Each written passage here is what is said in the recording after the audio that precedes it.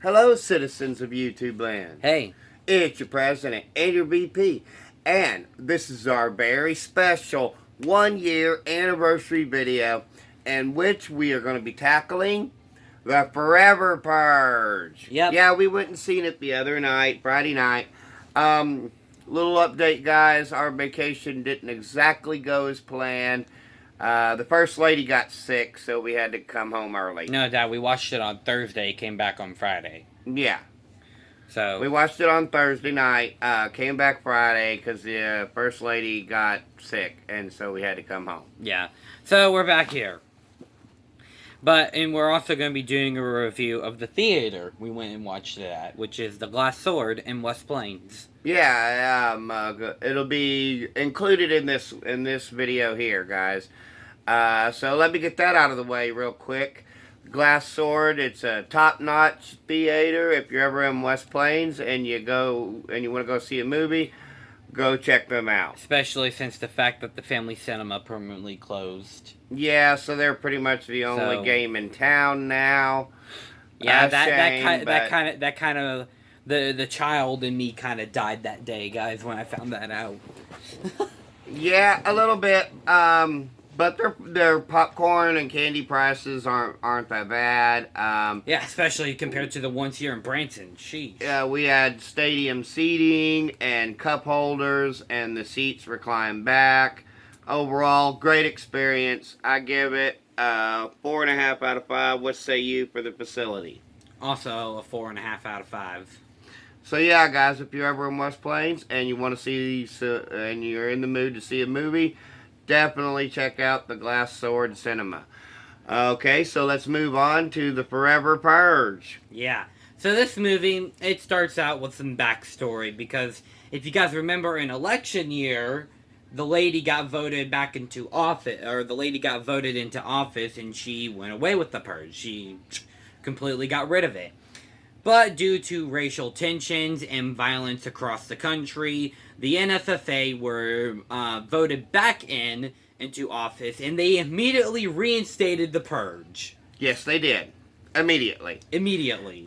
In the 10 years since election year. So this should tell you where you're at in the purge timeline. Because, like, election year, I think, takes place in, like, 2041, so... Yeah. So this is basically the story of how they do the purge and everybody gets locked down, and we're following a core cast of characters as usual, guys. This time around, it's a Texas boy and his pregnant wife and his sister, and then there's his co-worker, or there's this guy who works for him who's they're ranch hands. Yeah, they're immigrants. Mm-hmm. So Mexican American legal immigrants. Yeah, they're legal. Should point that out, guys.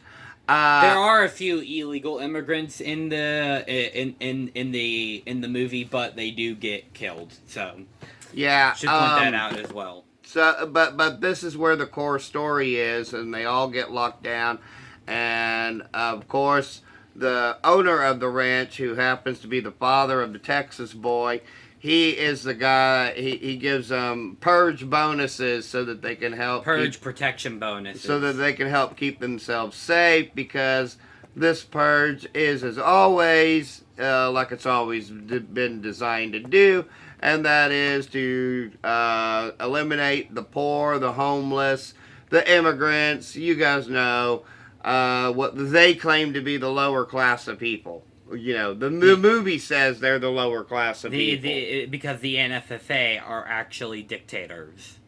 Who are probably also white supremacists as well. Yeah. So, throw that out there. But yeah, the purge happens. It ends. But then, it doesn't end. Yeah, like, the sirens go off, and then everybody is, like, enjoying their day and stuff, and the cleanup. After the purge, and one guy says that the day after the purge should also be a holiday. So, and basically then we see, like, the one dude's wife, she goes into work, and then she sees a goat just trapped, and so then she gets put into a trap herself, and then we see two purgers come out, and she's like, don't you realize that the sirens went off? And then they're like, no, they didn't. This is the forever purge, the everlasting purge. The ever after purge. Yeah, the purge will never end. So, and so then we get news reports that there's violence still happening across the country, and the forever purge was actually planned from the get-go. And the NFFA are at a loss here because this has never happened before. So it results basically in complete anarchy across the country, with the forever purgers against the NFFA and regular civilians caught in the crossfire. Yeah, and so then basically what happens next is like her boss comes out, and then they beat the two purgers. But then they're just defending themselves, and then the police come and arrest them for killing the two purgers, even though. And the purgers are they're targeting people who they claim are not Americans. Yeah. And it doesn't even matter if these people who they claim to be un-Americans or non-Americans, if they have green cards or not. It's basically if you're not white. Yeah.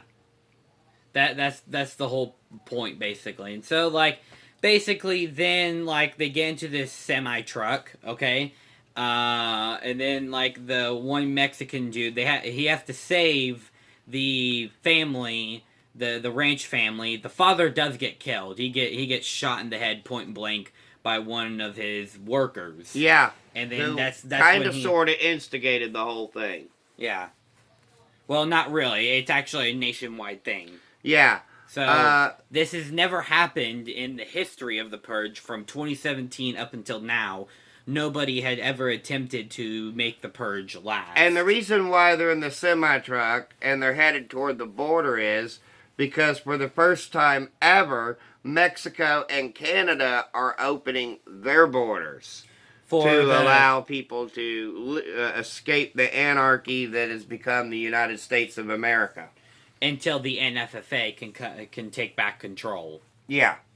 So then, basically afterwards, the NFFA... But that's only for 6 hours. Yeah, it's only for 6 hours. Then the NFFA... I should also probably explain what the NFFA stands for. It stands for the New Founding Fathers of America. That's what the NFFA stands for. In case if you guys get confused. I know that some people in the comments would probably be like, who's the NFFA?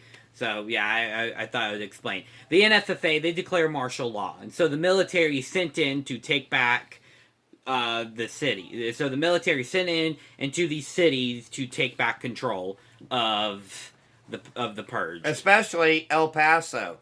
El Paso. So then, like... So, there's this really cool one-shot, okay? It lasts like absolutely forever, where we see the core cast of characters, they're running through the city, trying to escape, and then a tank shows up from the NFFA. Now, full disclosure, guys, it had been a long, long day for me.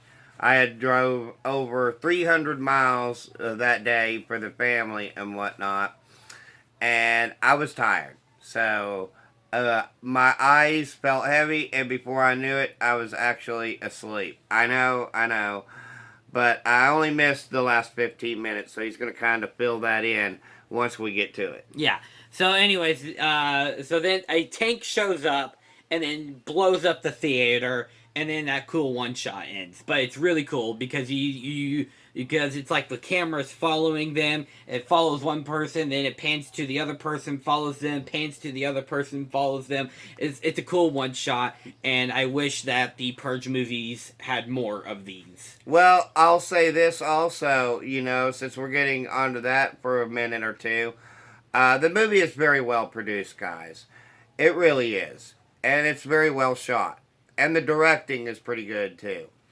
The acting is kind of suspect at times, but that's probably because most of these people have not had that much acting experience in movies, I imagine. Yeah, they're actually a little bit of unknowns, and so But then the, yeah. the core cast does really well. I will point out, for those of you out there who have watched the show Longmire, you're going to notice a couple of actors on in this movie. The pregnant lady is also Katie from Longmire. You're welcome.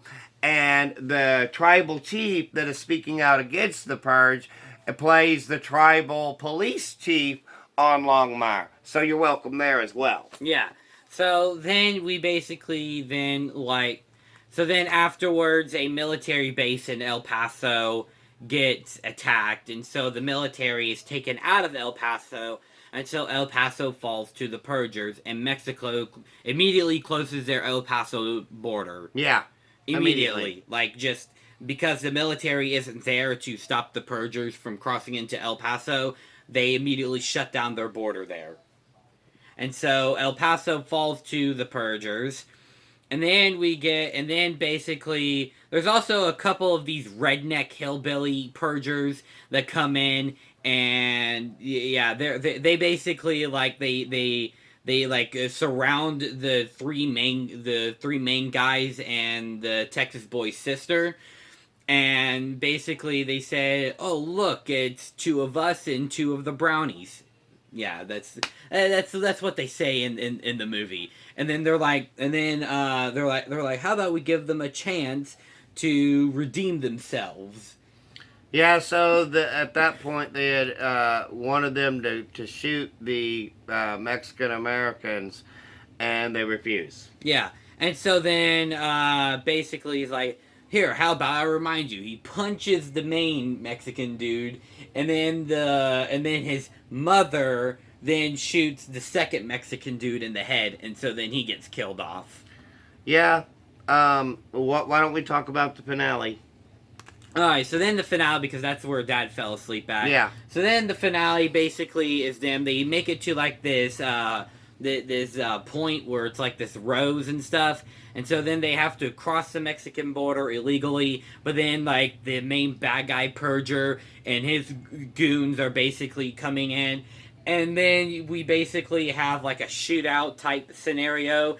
They're limited on ammo though, and like the main bad guy Purgers, they come in and they have like unlimited ammo. So then basically they have to lure them in for one-on-one encounters. And then like before like the main bad guy Purger gets killed, there's like this really cool death where like this guy takes one of the Purger's machete, takes it to his throat, and just cranks it back. It's awesome.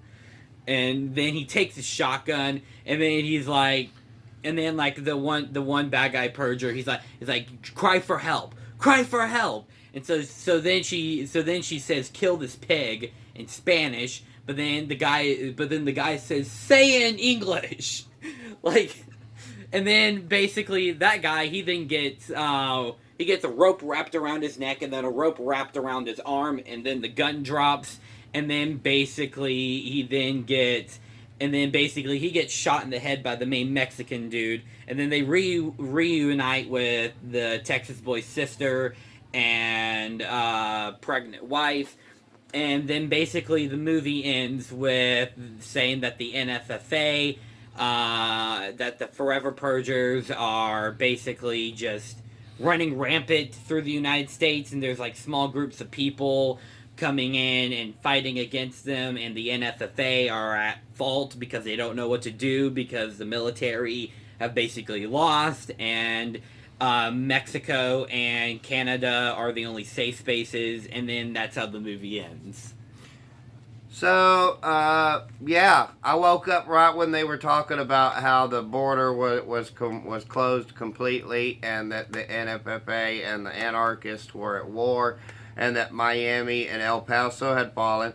So yeah, guys, it seems like I don't know. I've heard speculation, and he says that this is supposed to be the last movie of the Purge. We'll see where it goes next. We might get another one. I think there's lots of potential for this franchise to keep going, and to keep telling more new stories. Because remember, that election year was supposed to be the last movie, and then we got the first Purge. So, but I mean, yeah. So I'm gonna say 4 out of 5. What say you? 4 out of 5 as well. Mostly because, again, let's face facts. The movie is a political commentary, and the way that they describe it is basically like the 2020 riots. But guys, you know, I don't think that they were showing all sides of the spectrum there. I know they were going for the extremists out there, you know, the extreme far right people that just hate immigrants entirely, and that's not what the majority of people who vote right in the first place believe in. We want legal immigration and things of that nature, but that's an entirely different topic. But we're not going to tackle. I'm just going to say that as far as that goes, is that for me, for the 4 out of 5, it's that the fact that I don't feel like they were telling enough sides of the story. Yeah, me too. That's the reason why, because I immediately picked on what the Forever Purge was supposed to be an allegory for, and that was the 2020 riots. So but that's guys, the reason why mine is a 4 out of 5. And like I said, I don't feel like I feel like they could have at least had a few people in there advocating, saying, "Hey, we're not this way" and whatnot. But whatever. But yeah, if you have seen the Forever Purge and you think that it's the worst movie ever, well, you're definitely wrong on that one.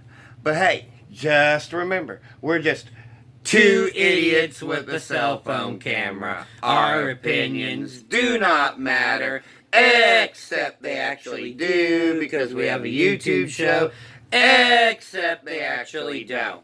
So guys, with that having been said and out of the way, I can tell you that we're going to be doing a Scooby-Doo movie for you guys a little bit later. And, just as we promised, Fear Street Part 2. Yeah, Fear Street, 1978, also coming out later today. So with that being said, look forward to those guys if you're watching them today. If not, that's okay. See you in the near future. And until next time, peace and love from Denny and Son. Bye. And happy 1-year anniversary. Yep.